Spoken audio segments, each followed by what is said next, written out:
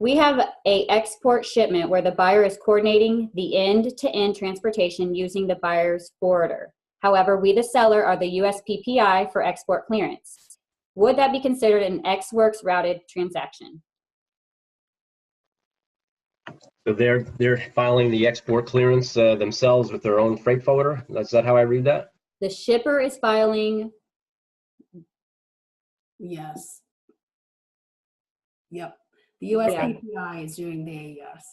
Is doing the AES, but the buyer is controlling the forwarding piece.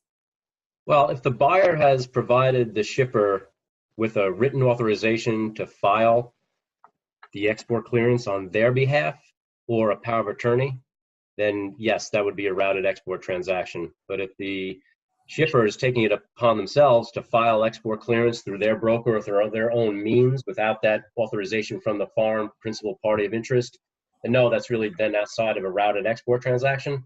But I will say that I would recommend highly you do. You take control of your export clearance, do it through your preferred customs broker or yourselves, so you make sure that it's being done properly. At the end of the day, if something goes wrong with that filing, you're still liable as the U.S. principal party of interest. And that's one reason why we recommend that, as a shipper, you're selling on an ex-works basis, obtain a copy of the export clearance document, from the freight forwarder that your buyer has hired. That's definitely a best practice, and make sure that you're reviewing that to say, okay, the information that I provided the forwarder, which you are responsible for, is in fact what was transmitted to customs. Now, we have a number of clients that we are just here at Scarborough. We file only their export clearance. That's it.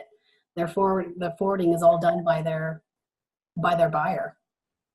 It could be a little bit of a less of a hassle for you, because in a lot of cases, your buyers may be using the best freight forwarder that week as far as price goes. So you're going to be dealing with a different freight forwarder every time, who's going to have kind of different procedures and maybe different documentation, and that could just be a headache for you.